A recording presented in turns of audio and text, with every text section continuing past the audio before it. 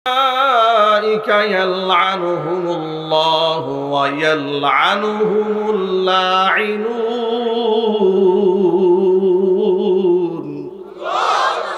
আল্লাহ পাক বলেন, ইন্নাল্লাযীনা ইয়াকতুমুনা মা আনজালনা মিনাল কিতাবি ওয়াল হুদা মিন বা'দি মা বায়্যানাহু লিন-নাসি ফিল কিতাব। কিতাবের মধ্যে মানুষের হিদায়াতের জন্য যে হিদায়াত আমি নাজিল করেছি, যে বর্ণনা মানুষের জন্য স্পষ্ট করে দিয়েছি, ওই কথাগুলোকে যারা লুকিয়ে রাখে, মানুষের সামনে বলে না, এমন শ্রেণীর মানুষ যারা দুনিয়ার স্বার্থের কারণে হককে লুকায় রাখে, আছে না নাই? একটু কথা বলতে হবে আওয়াজ দিয়ে। সত্যকে প্রকাশ করে না, চাকরি পেট পিঠকে তাজা রাখার জন্য, ঠিক কিনা বলেন? উলাইকা ইয়ালআনুহুমুল্লাহ, এদের উপর আল্লাহ পাকের লানত। ওয়া ইয়ালআনুহুমুল লাঈনুন, শুধু আল্লাহ লানত না, গোটা জগৎবাসীর লানত তার উপরে। আবু হুরায়রা বলেন, এই আয়াত নাজিল করে আমার কলিজার মধ্যে ভয় ঢুকাই দিছে, যাবি আর কোনো কিছু লুকাই নাই, যা শুনেছি রাসূলের মুখ থেকে বাধার সম্মুখীন হওয়ার পরে আমি মানুষকে সব বলে দিয়েছি। সুবহানাল্লাহ। সুতরাং আমরা যারা ওয়ারাসাতুল আম্বিয়া, নবীগণের ওয়ারিস বলে নিজেদেরকে দাবি করি, এই সমাজকে সুদ, ঘুষ, জেনা, ব্যভিচার, শিরিক, বেদাত, কুফর, কুসংস্কার, জুলুম, নির্যাতন, ধর্ষণ, খুন এসব থেকে যদি মুক্ত করতে চায়, কোরআন খুলে আল্লাহ পাকের বাণীগুলো সমাজে বলিষ্ঠ কণ্ঠে মানুষের সামনে প্রচার করতে হবে। কারো বাধা শুনে কোনো লাভ নাই, ঠিক কিনা বলেন? কথা বলেন না, ঠিক কিনা? কোরআন কারিমের সাচ্চা বাণী ওলামারা প্রচার করুক, এটা আপনারা চান না? কারা কারা চান? দুহাত দেখতে চায়। আল্লাহ তুমি আমার ভাইদেরকে ইমানের পথে অবিচল রাখো। জোরে কোন আমিন, হাত নামা। ইমানের পথে অবিচল থেকে আমার মরণ যেন হয়। ইমানের পথে অবিচল থেকে আমার মরণ যেন হয়।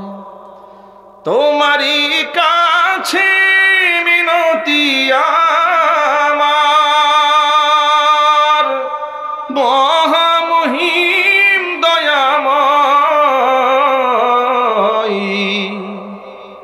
ইমানের পথে অবিচল থেকে আমার মরণ যেন হয়। ইমানের পথে অবিচল থেকে আমার মরণ যেন হয়। সকলেই বলেন আল্লাহুম্মা আমিন। তাহলে তাদের পছন্দনীয় পাত্ররা, পছন্দনীয় ব্যক্তিরা পৃথিবী থেকে ঈমান হারা হয়ে বিদায় নিতেন না। ইব্রাহিম আলাইহিস সালাতু ওয়াস সালাম তিনি তার পিতাকে কি কম ভালোবাসতেন? জোরে বলুন। অনেক ভালোবেসেছেন। এমনকি কিয়ামতের ময়দানেও তার পিতার করুণ দৃশ্য দেখে তিনি আল্লাহর কাছে সর্বশেষ সুপারিশও করবেন। বাবাকে প্রথমত বলবেন, আলামা কুল্লাকা লা তাসিনি, আমি কি পৃথিবীতে আপনাকে বলিনি যে আপনি আমার কথার অবাধ্য হবেন না? বাবা তখন বলবে, আযার ফালইয়াউমা লা আসিক, আমি আজকে ওয়াদা করলাম, আজকের পর থেকে আমি আর তোমার কথার বাহিরে চলব না। আপনারা বলুন, কোন কাজে আসবে? কাজে আসবে না। আল্লাহর কাছে নবী ইব্রাহিম আলাইহিস সালাতু ওয়াস সালাম বলবেন, ইন্নাকা ওয়া'আদতানি আল্লা তুখজিয়ানি ইয়াওমা ইউবআসুন, আয় আল্লাহ তুমি তো আমার সাথে ওয়াদা করেছিলে পুনরুত্থান দিবসে তুমি আমাকে অপমানিত করবে না। ফাআইয়ু আখজা মিন আবিল আবাদ, এর থেকে বড় লাঞ্ছনা অপমান আমার জন্য আর কি হতে পারে যে আমি ইব্রাহিম থাকবো জান্নাতে, আমার পিতা থাকবে জাহান্নামে। এর চেয়ে বড় লাঞ্ছনা আমি ইব্রাহিমের জন্য আর কি হতে পারে? ফায়াকুলুল্লাহ, আল্লাহ পাক তখন বলবেন, ইন্নী কাদ হাররামতুল জান্নাতা আলাল কাফিরিন, আমি কাফেরদের জন্য জান্নাতকে হারাম করে দিয়েছি।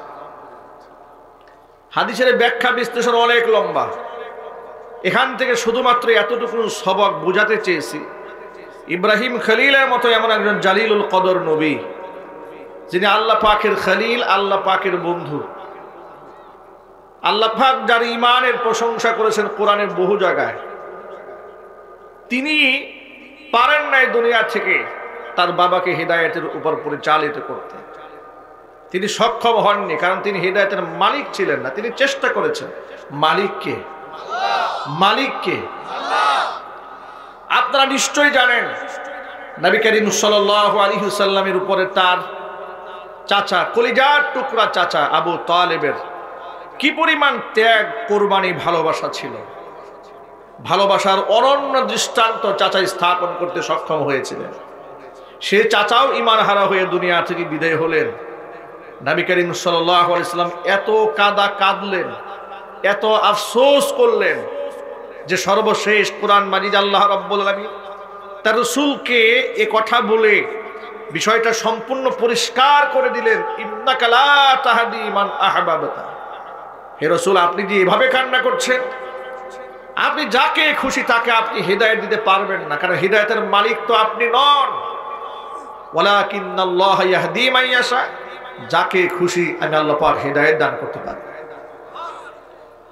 আমি আল্লাহ পাক জানি, ওয়া হুয়া আ'লামু বিল মুহতাদিন। কে হিদায়াত প্রাপ্ত সে সম্পর্কে খবর একমাত্র কার কাছে আছে? আল্লাহ পাকের কাছে আছে। সুতরাং এমন অসংখ্য ঘটনা কোরআন সুন্নায় আছে, আমি সব ঘটনা অবতারণা করার মতো সময় হাতে নাই। পৃথিবীর সর্বশ্রেষ্ঠ দুজন ব্যক্তির উদাহরণ আপনাদের সামনে উপস্থাপন করেছি। একজন হচ্ছেন জাতির পিতা ইব্রাহিম আলাইহিস সালাতু ওয়াস সালাম। কলিজার টুকরা পিতাকে হিদায়াতের উপর পরিচালিত করতে সক্ষম হননি। আরেকজন হচ্ছে দু জাহানের বাদশা ইমামুল মুরসালিন, রাহমাতুল লিল আলামিন, খাতামুল আম্বিয়া, নবিয়ুনা মুহাম্মদুর রাসূলুল্লাহ সাল্লাল্লাহু আলাইহি ওয়াসাল্লাম। তিনিও তার কলিজার টুকরা চাচা, যার উপর তার অবদান আছে, ভালোবাসা আছে, অকৃত্রিম স্নেহ দিয়ে আল্লাহর হাবিবকে তিল তিল করে যিনি বড় করেছেন, তাকেও আল্লাহর নবী পছন্দ মতো হিদায়াত দিতে পারেন নাই, সক্ষম হননি। আল্লাহ পাক স্পষ্ট জানিয়ে দিয়েছেন, হিদায়াতের মালিক আপনি নন, যাকে খুশি আপনি হিদায়াত দিতে পারবেন না। এই দুটা বিষয় যদি আমাদের মাথায় পরিষ্কার থাকে, তাহলে আমাদের মাথার মধ্যে কেউ এসে এমন কথা বুঝাতে পারবে না অমুক বাবা এমন ক্ষমতাবান, বাবার কাছে গেলে একেবারে জান্নাত চালায় যাওয়া যাবে। এই ভণ্ডামি দেশে চলে কিনা জোরে বলেন, চলে কিনা? এমনকি এই দেশে শুধুমাত্র হেদায়েত বিক্রি হয় না, এই দেশে বিভিন্ন দরবার থেকে জান্নাতের টিকিট বিক্রি হয়। ওয়াজ মাহফিলে সরাসরি বলা হয় 1000 টাকা করে বেহেশতের টিকিট বিক্রি হচ্ছে, নিয়ে যান। স্পষ্ট মাইকে বলা হচ্ছে। আজীব তামাশা, যিনি জান্নাতের টিকিট বিক্রি করতেছেন উনি টিকিটটা যে কার কাছ থেকে পাইছেন? কথা বলেন, ঠিকই না বলেন? উনি আরেকজনকে টিকিট বিক্রি করছেন 1000 টাকার বিনিময়ে। ওর টিকিটটা দিল কে? তার কোনো খবর নাই, ডিলারশিপ নিয়ে বসে আছে। আমাদের সামনে বিষয়টি সম্পূর্ণ পরিষ্কার হয়ে গেল। জান্নাত জাহান্নামের মালিক পৃথিবীর মানুষ হবে দূরের কথা, হেদায়েত দেওয়ার মালিকও পৃথিবীর কোনো মানুষ ছিলেন না, বর্তমানেও নেই, ভবিষ্যতে হওয়ার কোনো সম্ভাবনা নাই। অতএব কোরআনের মাহফিলে গেলে আলেম আপনাকে জোর করে হেদায়েত খাওয়ায় দেবে, এ কথা মোটেও মাথায় নেবেন না। আলেমরা হচ্ছেন দাঈ, আলেমরা হচ্ছেন মুবাল্লিগ। তারা আপনার কান পর্যন্ত কোরআন সুন্নাহর বাণীগুলো পৌঁছায়া দিবেন, কিন্তু সাহায্য চাইতে হবে একমাত্র আল্লাহর কাছে। যিনি আমাকে হিদায়াত দিতে পারেন তিনি কে? দেখেন না, 5 ওয়াক্ত নামাজ আমরা বলি ইহদিনাস সিরাতাল মুস্তাকিম সিরাতাল্লাযীনা আন'আমতা আলাইহিম গায়রিল মাগদুবি আলাইহিম ওয়ালাদ-দাল্লিন।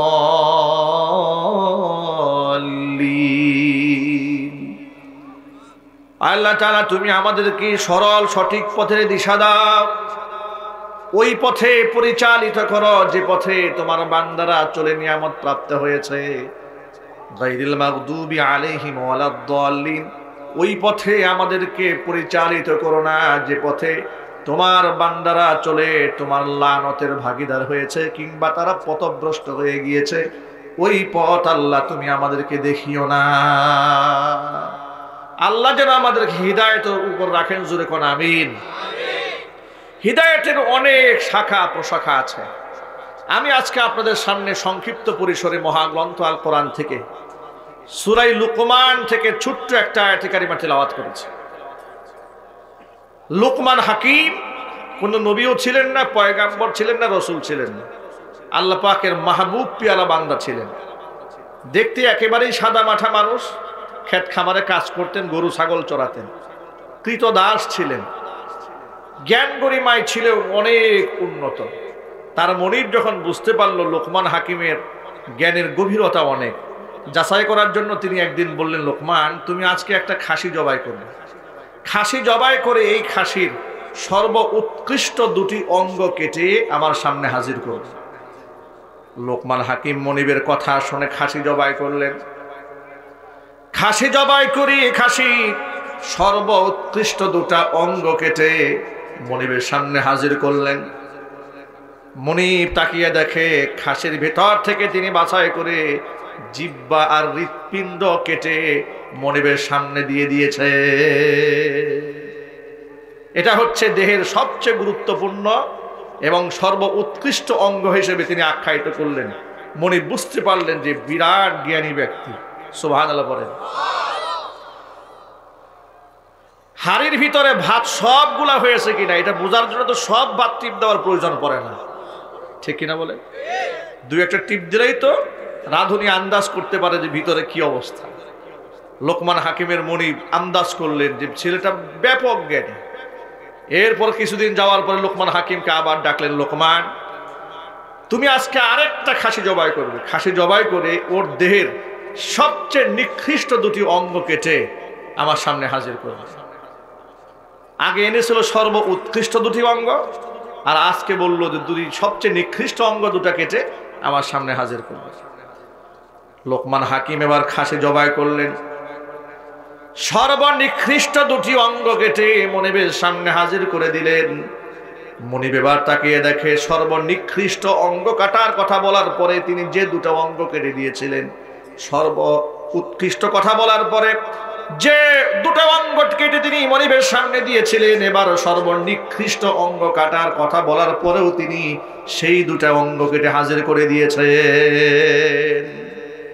জিহ্বার হৃৎপিণ্ড কেটে দিয়েছেন। লোকমান হাকিমের মনিব বলছে, ব্যাপারটা কি? সবচেয়ে ভালো অঙ্গ দিলা এই দুটা, আবার সবচেয়ে খারাপ অঙ্গ দিলা এই দুটা।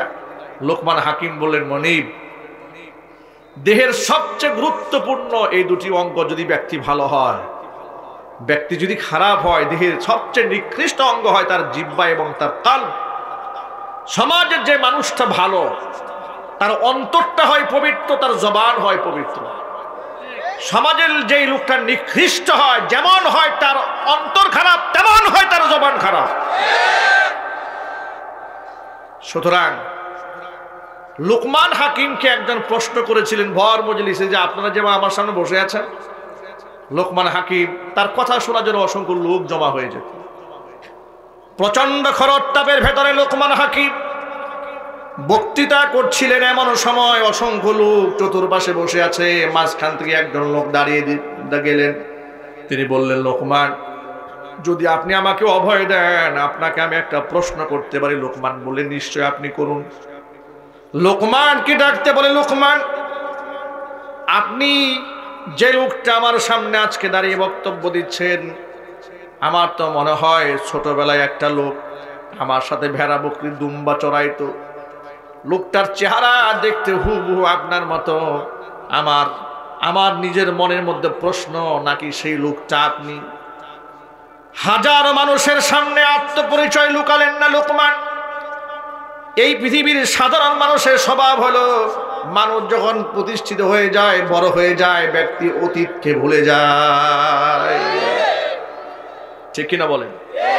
অতীত ভুলে যায়। লোকমান হাকিম অতীত ভুললেন না। তিনি বলেন, নিশ্চয়ই যে লোকটা আপনার সাথে ছাগল চলাতো মাঠে ময়দানে, সেই লোকটাই আমি লোকমান। লোকটা অবাক বিস্ময়ে বললেন, আমি তো সেই রাখালি রয়ে গেলাম, আপনি হাকিম হয়ে গেলেন কেমনে? সুবহানাল্লাহ বলেন। আমি তো রাখাল, সে এখনো সেই গরু ছাগল চড়ায়। ভেড়া বকরি দুম্বা চড়ায়, আর আপনি লুকমান হাকিম হয়ে গেলেন। আপনি গোটা জগতের মধ্যে বিখ্যাত হয়ে গেলেন। আপনার বক্তৃতা শোনার জন্য অসংখ্য লোক জমা হচ্ছে। কি করলেন আপনি? লুকমান হাকিম লোকটাকে ডেকে বলছে, আল্লাহর বান্দা, আমি বেশ কিছু আমল করেছি, ওই আমলগুলা যদি তুমি করো আল্লাহ পাক তোমাকেও লুকমান হাকিম বানিয়ে দেবে। তিনি যে গুরুত্বপূর্ণ নসিহতগুলো সেদিন করেছিলেন তা কি?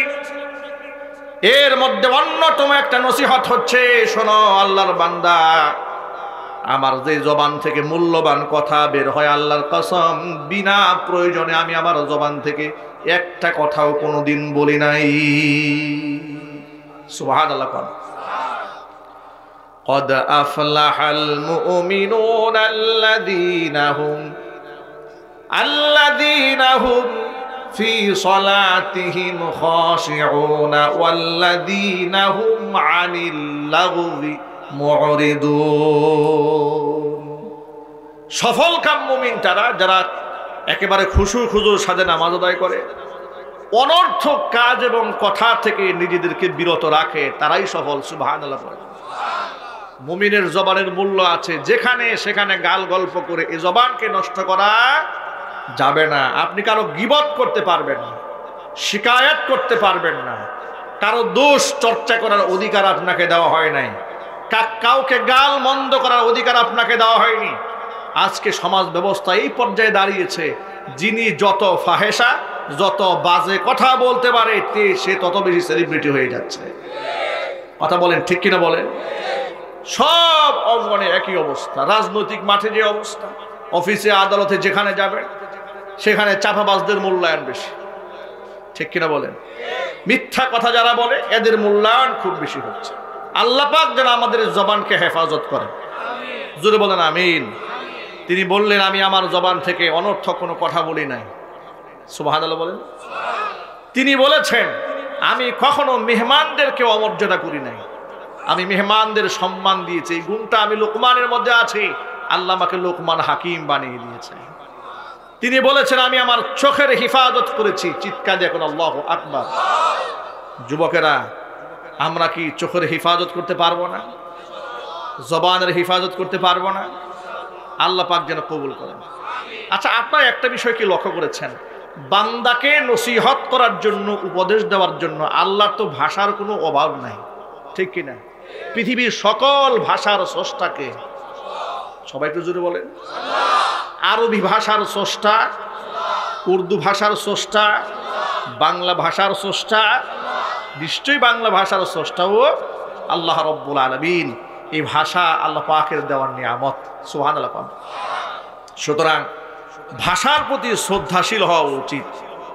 আমাদের বিশুদ্ধ ভাষা হওয়া, মাতৃভাষায় কথা বলা, এটা আমাদের গৌরবেরই একটা কারণ। সুবহানাল্লাহ বলে।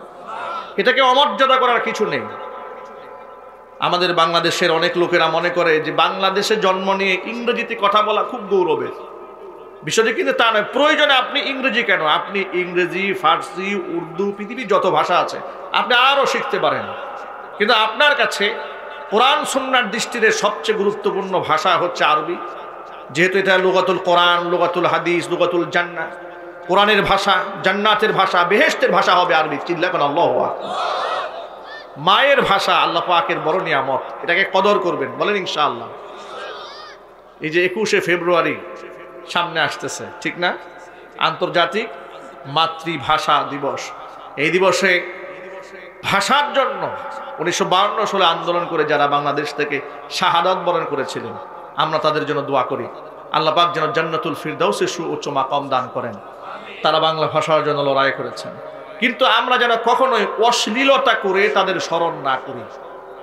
যদি এমন হয় যে আপনি বাংলা ভাষার জন্য যারা জীবন দিলেন তাদের জন্য একটা কনসার্টের আয়োজন করলেন, বাংলা ভাষার জন্য জীবন দিয়েছে, এক বস্তা ফুল তার কবরের সামনে নিয়ে চুপচাপ দাঁড়িয়ে থাকলেন, খুশি হবে শয়তান, নারাজ হবে আল্লাহ। কথা বলেন ঠিক কিনা? কবরে যে শুয়ে আছে আপনি তাকে কি শ্রদ্ধা করলেন, আপনি যা করলেন এ তো সব পচে গলে নষ্ট হয়ে যাবে। যে ফুল আপনি দিয়েছেন কিছুক্ষণ পরে এই ফুল ডাস্টবিনে আপনি নিজেই ছুঁড়ে মারবেন, ঠিক কিনা বলেন? তাহলে আপনি কি শ্রদ্ধা জ্ঞাপন করলেন? আপনি তার জন্য দোয়া করেন, যে দোয়াটা করলে কবরে থাকা ব্যক্তি আল্লাহ রাব্বুল আলামিনের অনুগ্রহে তিনি মাফ পেয়ে যেতে পারেন। আল্লাহ পাক যেন কবুল করেন। লোকমান হাকিম এই উপদেশগুলো দিয়ে দিলেন।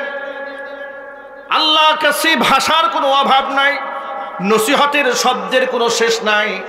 এরপরেও লোকমান হাকিমের নসিহতগুলো আল্লাহ কোরআনে কেন উল্লেখ করলেন শোনেন। আল্লাহর কাছে লোকমানের কথাগুলো বড় ভালো লেগেছে। বিশ্ববাসীর হেদায়েতের জন্য আল্লাহ পাক লোকমান হাকিমের কথাগুলো কোরআনের আয়াত বানিয়ে নাজিল করে দিয়েছেন। জোরে জোরে কোন আল্লাহু আকবার। সবাই বলেন আল্লাহু আকবার। লোকমান হাকিম তার সন্তানকে অনেকগুলো নসিহত করেছেন। এর একটা একটা নসিহত করতে গেলে কয়েক ঘন্টা লাগবে। আমি আপনাদের সামনে ছোট্ট আয়াতটা তেলাওয়াত করেছি। এই আয়াতের সারমর্ম একেবারে কয়েক মিনিটে শেষ করে দিয়ে আমি বিদায় হব ইনশাআল্লাহ। লোকমান হাকিম এই আয়াতের মধ্যে আল্লাহ পাক লিখেছেন যে লোকমান তার সন্তানকে ডেকে বলছেন, ইয়া বুনাইয়া আকিমিস সালাতা, হে ছেলে তুমি নামাজ কায়েম করো। বাবারা ভালো করে শুনুন, বাবা তার সন্তানকে নসিহত করছে, উপদেশ দিচ্ছে, ইয়া বুনাইয়া আকিমিস সালাহ, তুমি নামাজ কায়েম করো। ওয়া'মুর বিল মারুফ, মানুষকে সৎ কাজের আদেশ দাও। ওয়ানহা আনিল মুনকার, অসৎ কাজ থেকে মানুষদেরকে নিষেধ করো। ওয়াসবির আলা মা আসাবাক, যে বিপদে তুমি পড়তে যাও, তুমি যে মুসিবতের সম্মুখীন হবে, এই মুসিবতে পড়ে তুমি অধৈর্য হবে না, কাউকে গালমন্দ করবে না। ওয়াসবির, তুমি ধৈর্য ধারণ করবে। ইন্না যালিকা মিন আজমিল উমুর, বিষয়টা একেবারে মারাত্মক জটিল এক্সট্রিম লেভেলের গুরুত্বপূর্ণ একটা সাবজেক্ট হচ্ছে বিপদে ধৈর্য ধারণ করা। চিল্লা এখন সুবহানাল্লাহ। দেখুন শব্দগুলো খেয়াল করেন। ইয়া বুনাইয়া, হে ছেলে। ইয়া বুনাইয়া বলতে এখানে ভালোবাসার শব্দ বোঝানো হয়েছে। বাচ্চাকে, সন্তানকে আগলে ধরার একটা ভালোবাসা এর মধ্যে আছে। আকিমিস সালাত, সন্তান তুমি নামাজ কায়েম করো। নামাজ কায়েমের পরে তোমার গুরুত্বপূর্ণ দায়িত্ব হচ্ছে মানুষকে সৎ কাজের আদেশ দেবে। শুধু সৎ কাজের আদেশ দিলে হবে না, অসৎ কাজ থেকে নিষেধও করতে হবে। আপনারা একটা মূলনীতি মনে রাখবেন, সৎ কাজের আদেশ যদি আপনি জন্ম থেকে মৃত্যু পর্যন্ত মানুষকে দেন, পৃথিবীতে আপনার একটা শত্রু তৈরি হবে না। কিন্তু যখনই আপনি অসৎ কাজ থেকে বাধা দেবেন, তখন সমাজে আপনার হাজারো শত্রু তৈরি হবে। কথা বলেন ঠিক কিনা? যেমন উদাহরণস্বরূপ বলা যায়, সমাজে চুরি হয়, জেনা হয়, বদমাশি হয়, কোরআন বিরোধী আইন হয়, কোরআন বিরোধী কর্মসূচি কার্যকর করা হয়। যে আলেম এগুলা দেখে মুখ বুজে সহ্য করে, চোখের সামনে হাজারো অন্যায় হওয়ার পরে তার মুখ থেকে একটা প্রতিবাদের ভাষা আসে না, তার উপর মুনাফিকও খুশি থাকে, নাস্তিক বেঈমানও খুশি থাকে। সেই আলেমের প্রতি সমাজের মুনাফিকরা নারাজ হয়। যে আলেম শুধু সৎ কাজের আদেশ দিয়েই ক্ষান্ত হয় না, নামাজ রোজা হজ যাকাতের কথা বলার পরপরই যে আলেম মাথা উঁচিয়ে বলে শিক্ষা ব্যবস্থায় কুফরি সিলেবাস তৈরি হতে দেওয়া হবে না। কথা বলতে হবে ঠিক কিনা বলেন? আমরা আমাদের সন্তানদেরকে স্কুল কলেজ ইউনিভার্সিটি দেই, ভর্তি করে দেই ডাক্তার হওয়ার জন্য, ইঞ্জিনিয়ার হওয়ার জন্য, ব্যারিস্টার হওয়ার জন্য, প্রফেসর হওয়ার জন্য, আইনজ্ঞ হওয়ার জন্য, রাষ্ট্রনায়ক হওয়ার জন্য। আমরা আমাদের মেয়েদেরকে বিশ্ববিদ্যালয়ে তসলিমা নাসরিন হতে দেই না। আমরা আমাদের সন্তানদেরকে বিশ্ববিদ্যালয়ে লেখাপড়া করেছি মানুষের মতো মানুষ হওয়ার জন্য, শাহরিয়ার কবির তৈরি করার জন্য আমরা বিশ্ববিদ্যালয়ে ভর্তি করি না। আমরা আমাদের সন্তানদেরকে সুশিক্ষায় শিক্ষিত করে জ্ঞানী বানাবার জন্য ইউনিভার্সিটিতে ভর্তি করেছি। আমাদের সন্তানদেরকে স্কুল কলেজ বিশ্ববিদ্যালয় দিয়ে মূর্তির সামনে মাথা নত করে তার পরকালকে ধ্বংস করার জন্য সন্তানদেরকে আমরা স্কুল ইউনিভার্সিটি দেই নাই। আমি এই মুহূর্তে আপনাদের সামনে ডকুমেন্ট পেশ করতে পারবো। বাংলাদেশের বেশ কয়েকটা কলেজ কর্তৃপক্ষ কলেজের মধ্যে নোটিশ জারি করেছে, অমুক দিন সরস্বতী পূজা উপলক্ষে সমস্ত ছাত্র ছাত্রীদেরকে বাধ্যতামূলক উপস্থিত থাকার জন্য নির্দেশ প্রদান করা হলো। ইউনিভার্সিটির মধ্যে সরস্বতী পূজা করার জন্য হঠাৎ করে ভার্সিটি কলেজ কবে আবার মন্দিরে পরিণত হলো? কথা বলেন ঠিক কিনা বলেন? আদেশ কমে কর্তৃপক্ষ অধ্যক্ষ সাহেবের সাইন আছে, সভাপতি সেক্রেটারি সাইন আছে। আমার প্রশ্ন হচ্ছে, আমরা কি আমাদের সন্তানদেরকে পূজা করার জন্য বিশ্ববিদ্যালয়ে পাঠায়? একটু জোরে বলে, মুসলমানের সন্তান হলে আওয়াজ দেবেন, আর মুনাফিকের বাচ্চা হলে চুপ থাকেন। আমার কথা বড় স্পষ্ট, আমরা আমাদের সন্তানদেরকে স্কুল কলেজ বিশ্ববিদ্যালয়ে দিয়েছি পূজা করার জন্য। তাহলে আমার সন্তানকে যারা পূজা করতে বাধ্য করবে, আল্লাহর কসম ওরা আবু জেহেলের উত্তরসূরি ছাড়া কেউ নয়। সুতরাং আমরা যখন এই সমস্ত অপকর্মের বিরুদ্ধে বলি, তখন সমাজের আবু জেহেলের নাতিপুতিরা আমাদের প্রতি খুব নারাজ হয়। মনে রাখবেন, এই সমাজে শুধু মুহাম্মদ সাল্লাল্লাহু আলাইহি ওয়াসাল্লামের আদর্শের সৈনিকরা বেঁচে আছে তা নয়, আবু জেহেলের অসংখ্য নাতিপুতি, ফেরাউনের রক্তের অসংখ্য ফেরাউন, অসংখ্য নমরুদ এই দুনিয়ার মধ্যে আছে বলেই আজকে শিক্ষাঙ্গনে ঈমান নিয়ে ছিনিমি খেয়ে খেলা হয়। কথা বলতে হবে, ঠিক কিনা? কিন্তু এগুলা করে কোনো লাভ হবে না। আমাদেরকে হুমকি দামকি দিয়ে আমাদের জবানকে বন্ধ রাখা যাবে না। কারণ সৎ কাজের আদেশ দেওয়া হুকুমটা কে দিয়েছেন? অন্যায় কাজ থেকে বাধা দেওয়ার নির্দেশটা কে দিয়েছেন? যে আল্লাহর হুকুমে নামাজ পড়ি, সে আল্লাহর হুকুমেই এই অসৎ কাজের বিরোধিতা করবে। কথা বলেন ঠিক কিনা? দেখেন, বিরুদ্ধে করার ফলে কি হবে কোরআনে আল্লাহ পাক লিখে দিয়েছেন। লোকমান হাকিম তার সন্তানকে বলছেন, ইয়া বুনাইয়া আকিমিস সালাহ, ও আমার ছেলে নামাজ কায়েম করো, ওয়া আমরু বিল মারুফ, সৎ কাজের আদেশ দাও, ওয়ানহা আনিল মুনকার, অসৎ কাজ থেকে মানুষদেরকে নিষেধ করো। অসৎ কাজ থেকে নিষেধ করলেই তুমি বিপদ ঠেকাতে পারবে না, তোমার বিপদ আসবে আসবে, তবে ঘাবড়াবার কোনো কারণ নাই। ওয়াসবির আলা মা আসাবাক, বিপদ আসলে ধৈর্য ধারণ করবে। কারণ হলো এই দুনিয়াতে আল্লাহ সুবহানাহু ওয়া তাআলা যত আম্বিয়া আলাইহিমুস সালাতু ওয়াস সালাম পাঠিয়েছিলেন, প্রত্যেকটা নবী রাসূলদের বিপদের সম্মুখীন হতে হয়েছে।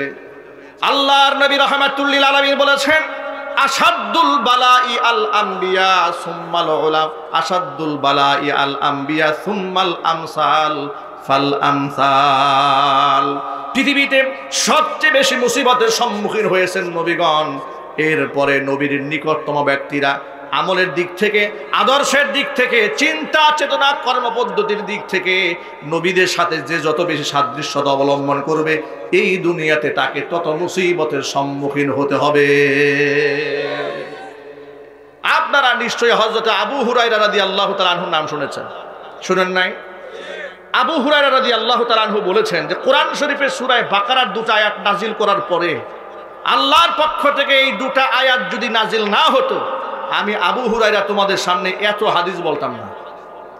আমি হাদিস বলতে বাধ্য হয়েছি আল্লাহ পাকের কোরআন শরীফের এই আয়াত নাজিল হওয়ার পরে। আমি আপনাদেরকে একটুখানি শোনাই দিচ্ছি। আল্লাহ রাব্বুল আলামিন বলছেন, ইন্নাল্লাযীনা ইয়াকতুমুনা মা আনজালনা মিনাল বায়্যিনাতি ওয়াল হুদা মিন বা'দি মা বায়্যানাহু লিন-নাসি ফিল কিতাব উলাইকা ইয়ালআনুহুমুল্লাহ উলাইকা ইয়ালআনুহুমুল্লাহ ওয়া ইয়ালআনুহুমুল লাঈনুন।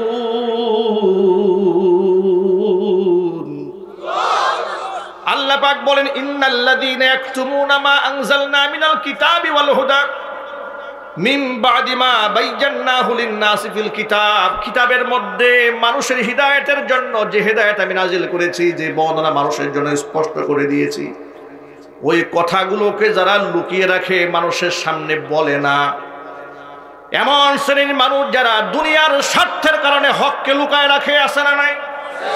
একটু কথা বলতে হবে আওয়াজ দিয়ে।